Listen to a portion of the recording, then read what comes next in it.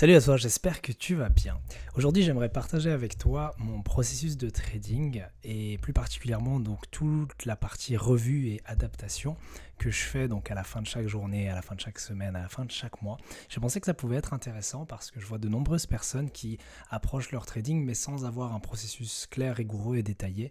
Autant ils ont peut-être un plan de trading, peut-être une stratégie spécifique, mais bien souvent quand il s'agit de faire la revue de la journée, de la semaine, faire la préparation pour la journée ou la semaine, ça manque cruellement de rigueur et j'ai pensé que ça pouvait être intéressant de te partager mon process qui peut-être pourra t'inspirer pour rédiger le tien. Donc sans plus tarder, on va aller voir sur mon ordi ce que j'ai fait. Donc c'est un document que j'ai depuis assez longtemps. En réalité, c'est une page qui fait partie d'un plan de trading plus large. Tu vois ici que, enfin tu le vois pas, je pense, parce qu'il y a ma tête devant, mais en tout cas c'est un document d'une vingtaine de pages et en fait c'est tout mon plan de trading.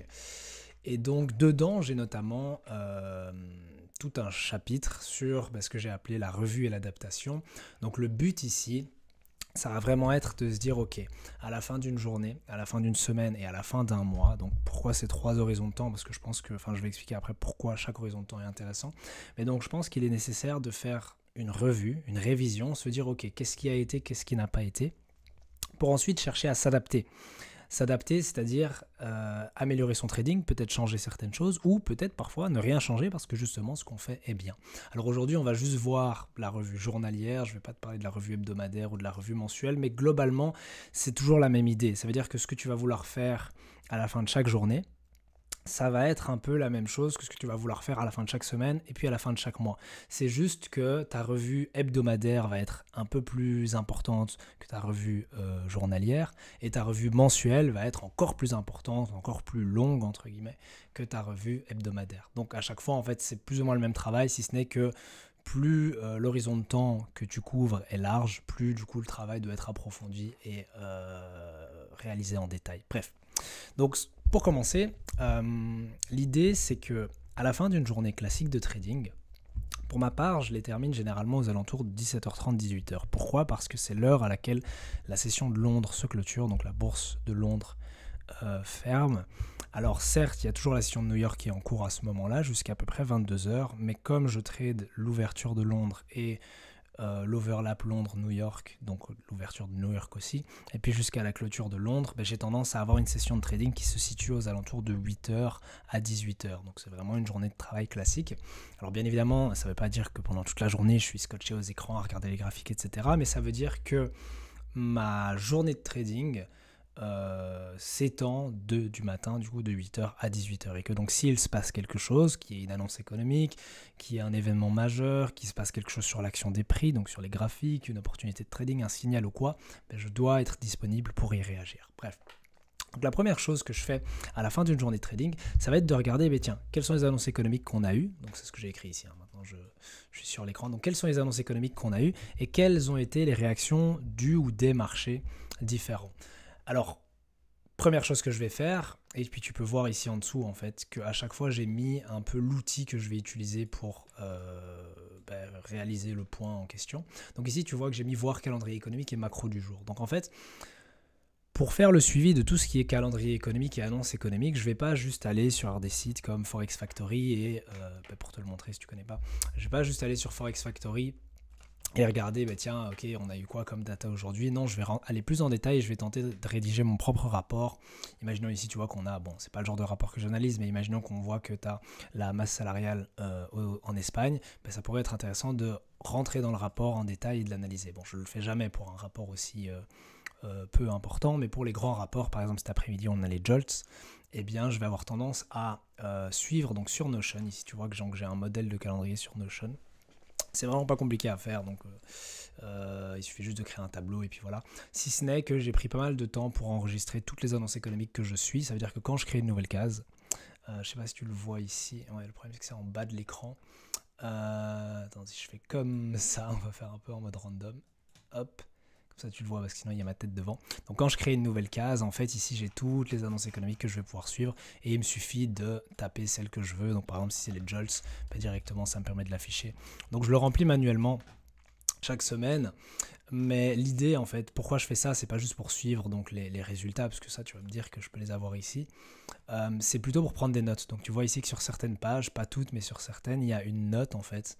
Et donc, imaginons, je sais pas, moi, je prends le PMI manufacturier. Mais tu vois que j'ai pris quelques notes pour analyser plus en détail le rapport. Et donc, ça, c'est ce que je vais faire, soit pendant la journée, si j'ai un peu de temps. Donc, imaginons hier, à 16h, on a le PMI manufacturier qui est sorti. Imaginons qu'à 16h, je fasse rien de particulier. Je peux, sur le moment même, analyser le rapport, regarder, etc. J'aime bien référencer un article aussi qui parle du rapport en question. Et donc soit je le fais sur le moment même, soit je le fais en fin de journée, donc vers 17h30, 18h. Et donc je vais vraiment chercher à décortiquer les annonces majeures. Hier on a eu l'inflation en zone euro et le PMI manufacturier aux États-Unis. Et donc je vais rentrer dans les détails, comme j'ai dit, écrire un peu un récap. Et donc ça, c'est la première étape, ok? Ça prend pas beaucoup de temps, vraiment. Alors un petit conseil, si jamais, pour t'aider à écrire ces trucs-là. Bon, avec le temps, en fait, ça devient automatique et t'écris tout seul. Mais au début, je sais que ça peut être difficile, on sait pas trop regarder, etc. Le plus simple, je dirais, c'est de se rendre sur Trading Economics, d'aller taper le nom du rapport en question. Donc imaginons que tu veuilles analyser le PMI manufacturier. Ok, donc tu vas taper ISM. C'est en anglais du coup, donc ça va être manufacturing.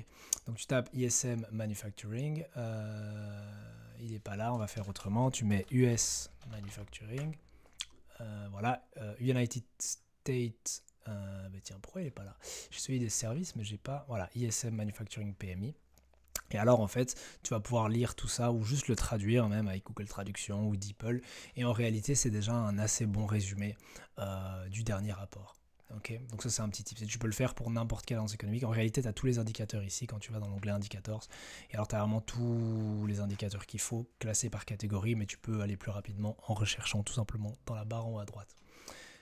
Donc une fois que ça c'est fait, je reprends mon document Word, je vais regarder est-ce qu'il y avait des surprises ou des écarts par rapport aux prévisions. Donc ici tu vois par exemple que le PMI manufacturier était un peu plus élevé que prévu, okay, et qu'il est en hausse par rapport au mois précédent. Tu vois aussi qu'on a eu une accélération du sous-indice des prix. Ok, on est à 54,9. Ça peut aussi être intéressant de regarder graphiquement, parce que des chiffres, parfois, ça ne dit pas grand-chose.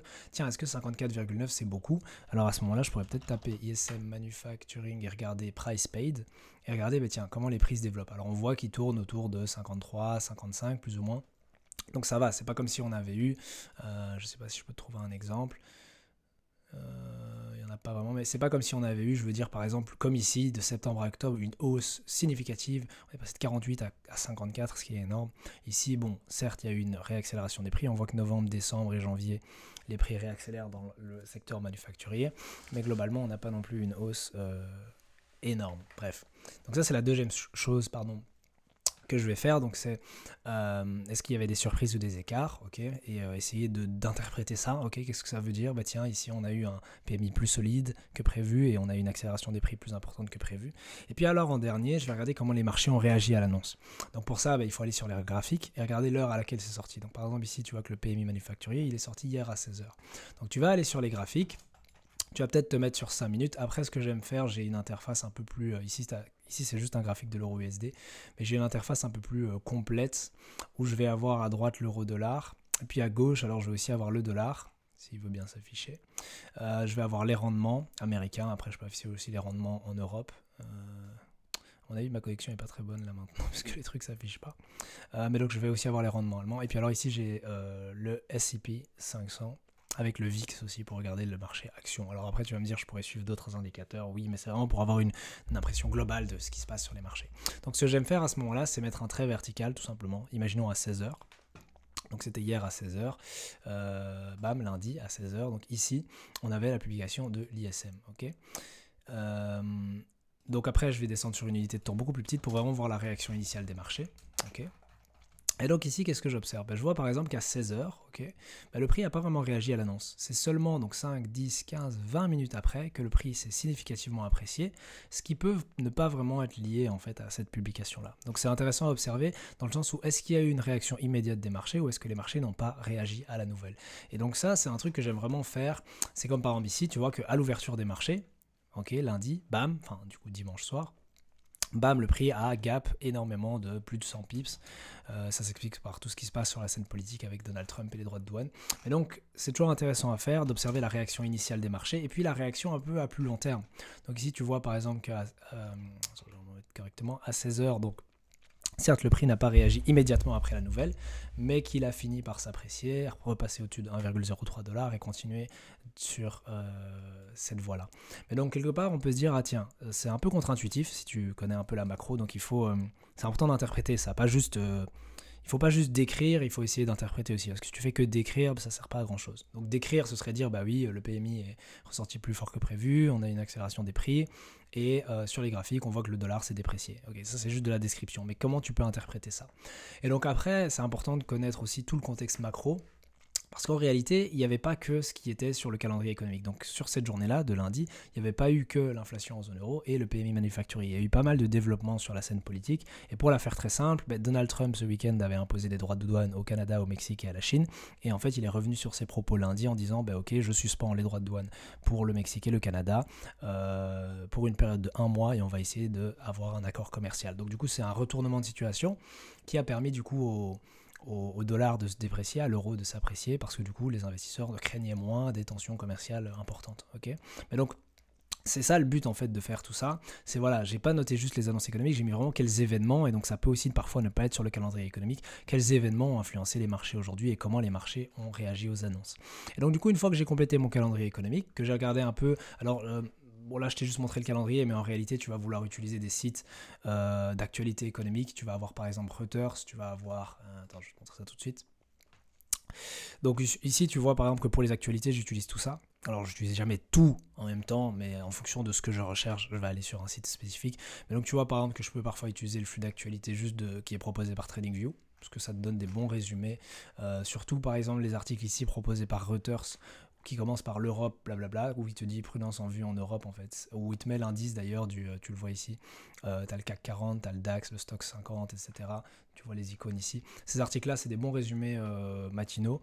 Et alors le soir, souvent, t'as par exemple Wall Street termine, Wall Street clôture, ça aussi c'est des bons récaps pour le soir. Mais donc parfois, ça c'est juste pour avoir une vue globale. Il y a aussi Newsquawk qui fait le même genre de truc. Donc ici par exemple, voilà, tu vois que le 4 février, donc aujourd'hui, ce matin, ils ont fait un petit résumé de ce qui s'est passé, petit snapshot aussi de où sont les cours actuellement.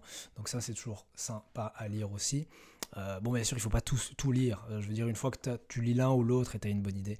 Il y a ING aussi, le think tank de ING qui publie des articles assez sympas. Par exemple, ici, tu vas avoir un FX Daily qui peut être intéressant à lire et qui te fait un récap des marchés sur la journée. Tu vas aussi avoir les articles de Reuters. Je pense notamment... Alors Reuters, c'est un peu plus compliqué à utiliser comme site, dans le sens où c'est vraiment un site d'actualité.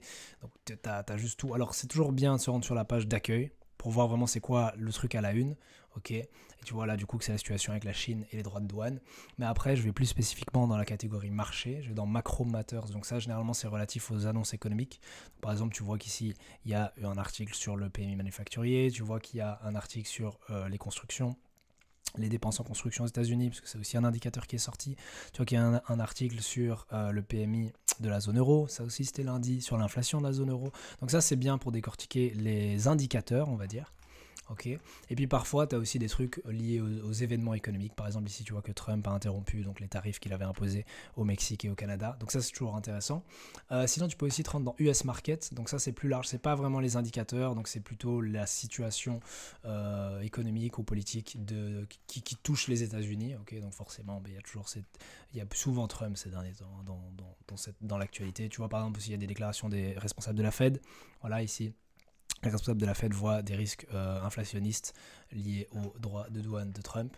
Et alors aussi, ce qui peut être bien dans la même veine que les articles TradingView ou Newsquawk, ça va être dans Currencies, ou alors un autre marché si tu trades les commodities, je sais pas moi, les ETF, etc. Mais pour ma part, donc je vais dans Currencies.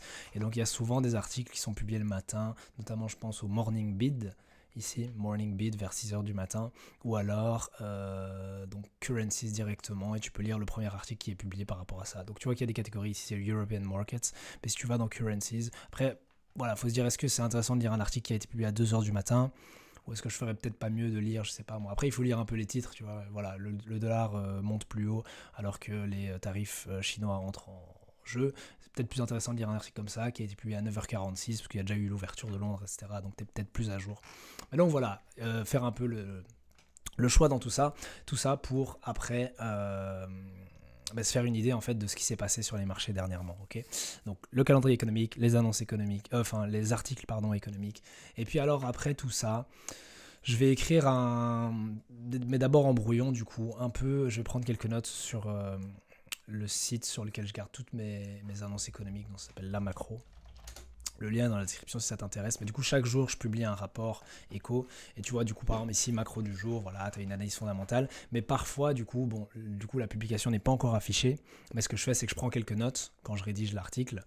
Et je le publie pas encore, parce que du coup, ce sera publié pour le lendemain matin. Parce que je fais ça en fin de journée. Donc, imaginons ce soir, je vais sûrement aller sur mon site, prendre quelques notes de ce qui s'est passé aujourd'hui. Et puis, demain matin, mettre à jour avec les développements qu'il y a eu pendant la nuit.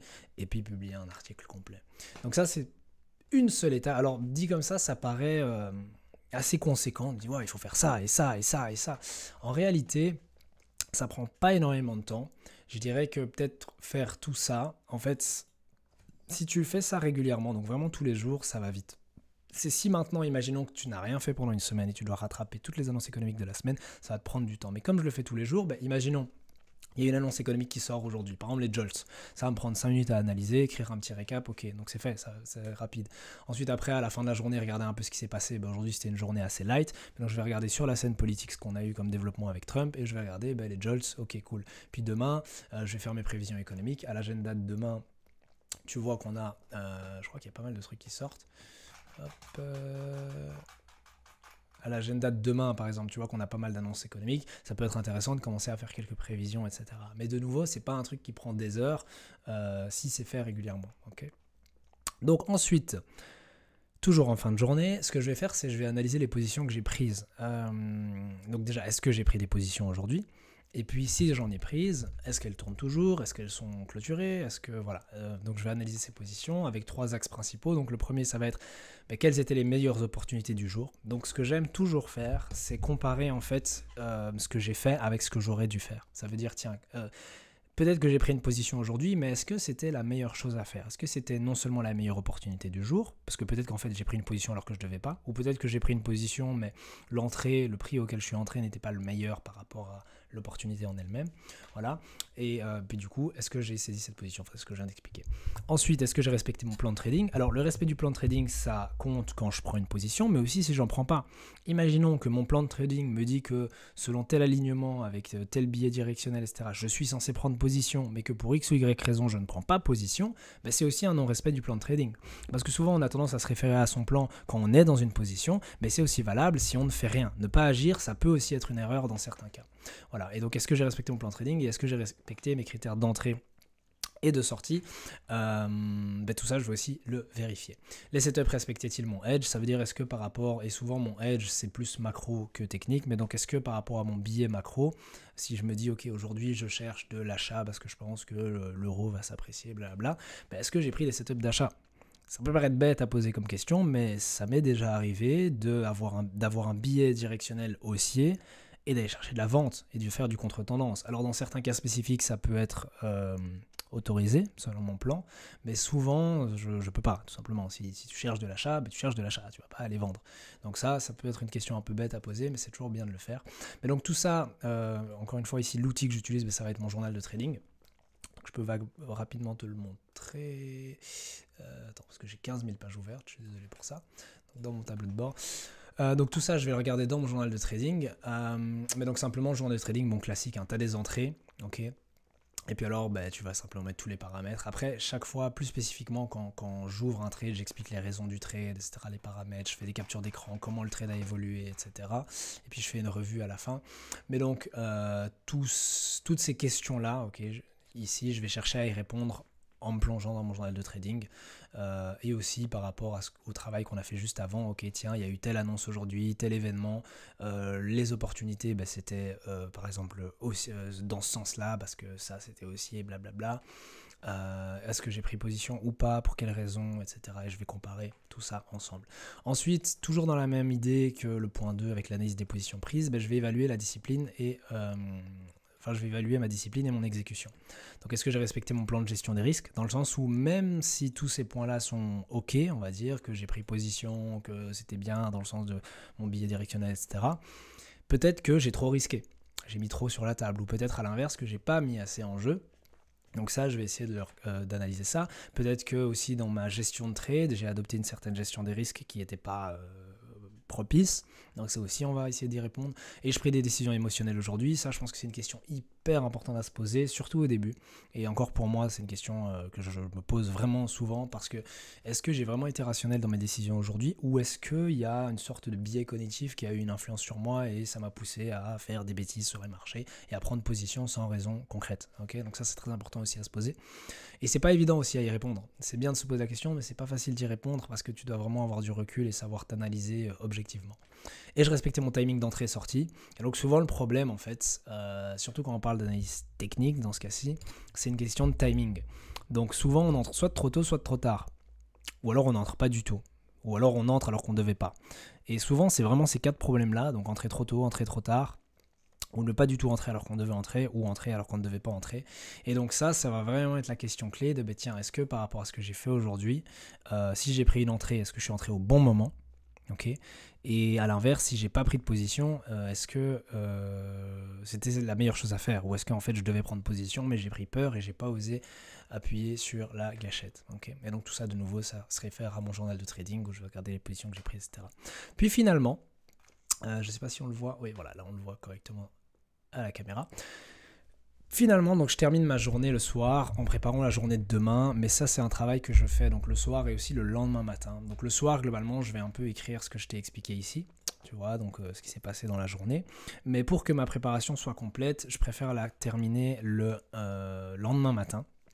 Pourquoi? Parce que c'est vraiment le lendemain matin que les marchés ont clôturé la veille et donc tu peux vraiment analyser les développements de la veille parce qu'il peut arriver qu'après la clôture de Londres, donc après 18h, il se passe encore des choses entre 18h et minuit. Il peut aussi arriver des choses pendant la session asiatique, donc très tôt le matin et donc j'aime bien prendre tout ça en compte comme ça le matin vers 7-8h quand je rédige mon rapport quotidien, j'ai tout ça qui est pris en compte dedans. Donc quels sont les événements économiques prévus? Donc là on parle bien des événements à venir, ok, donc par exemple aujourd'hui on a les JOLTS et donc ce matin tu peux voir dans mon rapport du jour que j'ai écrit, voilà, il y a les JOLTS cet après-midi et ça aura tel impact, blabla. On va aussi regarder quels sont les niveaux techniques et les scénarios possibles. Alors là c'est si tu trades un actif spécifique ou une série d'actifs spécifiques. Donc c'est intéressant toujours de surveiller les niveaux techniques, se dire tiens, on est à combien. Souvent tu remarqueras que ce que j'aime faire, c'est pas avoir un graphique ultra compliqué. Ça veut dire pas, attends, je vais reprendre, donc, enfin compliqué, c'est pas compliqué en soi, mais je veux dire pas avoir un graphique très technique comme ça. Je préfère avoir vraiment un graphique simplifié et alors tu le vois parfois dans mes rapports du jour, mais du coup j'utilise des graphiques comme ça, donc vraiment des graphiques hyper simples, il y en a sûrement ici, voilà, tu vois, des graphiques vraiment super simples pour juste dégager l'idée globale, tu vois, par exemple ici, ok, l'euro chute à l'ouverture lundi, après que Donald Trump a imposé des droits de douane à ses plus grands partenaires commerciaux, et donc c'est vraiment simple, juste en un coup d'œil, tu peux le voir qu'en fait l'euro est passé d'1,05 à 1,03 en seulement quelques jours. Et donc ça te permet de saisir immédiatement l'idée globale. Voilà, donc quels sont les niveaux techniques? Encore une fois, j'insiste, pas commencer à rentrer dans les détails. On est en... je vais reprendre mon graphe. On est en 1,03,2,4,2. Non, ok, l'euro se rapproche de 1,03 et il est passé sous 1,04. Genre vraiment garder une idée générale de où se situe le prix. En fait, un petit tip qu'on m'avait donné à l'époque, c'était l'un de mes mentors qui m'avait dit ça, mais tout simplement, si tu suis quelques actifs, donc ça s'adresse pas, si maintenant tu couvres 10, 20 actifs différents, tu ne sauras pas faire cet exercice-là, mais si tu suis 2, 3, 4, voire 5 actifs, normalement, tu devrais constamment savoir quel est le niveau du prix de cet actif. Ça veut dire que si maintenant tu venais à me croiser dans la rue et tu me demandes, l'euro USD il vaut combien là actuellement, je te dirais il est entre 1,03 et 1,04. Tu vois, genre parce que je le sais. Et si maintenant il venait à percer sous 1,03, je le saurais aussi. Si maintenant cet après-midi on passe sous 1,03 pour x ou y raison, et que tu me demandes cet après-midi, tiens l'euro il est à combien, je te dirais il est passé sous 1,03. Mais encore une fois, j'ai pas le niveau exact 1,03, 2,41, mais je sais que de tête plus ou moins où on est. Et ça, c'est une image que tu devrais toujours garder en tête pour tes actifs principaux, l'euro-dollar ou d'autres valeurs que tu surveilles. Okay. Mais donc, je termine. Et puis, quelle est ma prévision macro? Et donc là, c'est le gros du travail, entre guillemets. C'est où je vais écrire mon rapport macro du jour. Tout simplement, donc avec ce que j'avais déjà écrit en brouillon ici, je vais vraiment compléter mon rapport en mettant, ben tiens, on a tels événements économiques qui sont prévus aujourd'hui, l'euro se situe à tel niveau actuellement et risque de s'apprécier, se déprécier pour x ou y raison, donc je vais évoquer les scénarios possibles pour la journée et la semaine à venir, et puis de donner une prévision globale, tiens, mon billet il est haussier, il est baissier, expliquer un peu pourquoi, et puis aussi expliquer dans quel cas ma prévision serait fausse, parce que souvent j'aime bien, et c'est important de le faire je pense, et je te le conseille vraiment du coup, j'aime bien dire ok, mon billet c'est ça, donc ma prévision par exemple c'est que l'euro, c'est fictif, hein, ce que je dis là c'est pas une vraie prévision, mais ma prévision c'est que l'euro s'apprécie dans les semaines à venir pour telle raison, mais j'aime bien aussi mettre la négative et me dire mais si on observe ça, tel facteur et tel facteur, bah en fait ma prévision sera erronée, sera incorrecte et il faudra aller chercher l'inverse, donc probablement de la vente, etc. Mais donc voilà, on a fait le tour, je vais pas garder la vidéo plus longtemps. Ok, et donc j'espère que cette petite vidéo t'a plu et n'hésite pas à me dire d'ailleurs si tu souhaites d'autres vidéos dans le même style. Je pense que ça peut être intéressant aussi de te montrer un peu mon process pour la revue mensuelle, la revue hebdomadaire aussi. Et puis aussi ça pourrait être intéressant de te montrer mon process le matin parce que beaucoup de gens le savent, je fais beaucoup de recherches macro. Mais du coup ça peut être intéressant je pense de te montrer comment véritablement je conduis ce processus de recherche macro le matin. Ça dure à peu près 1 heure ou 2. Mais c'est ce qui me permet après d'écrire un petit rapport concis, simplifié, macro du jour, qui sert à beaucoup de personnes et j'en suis très content. Bref, j'espère que la vidéo t'a plu. Si jamais le site que j'ai montré tantôt, la macro t'intéresse, n'hésite pas à checker le premier lien dans la description. Et sur ce, c'était Dorian et on se dit à la prochaine.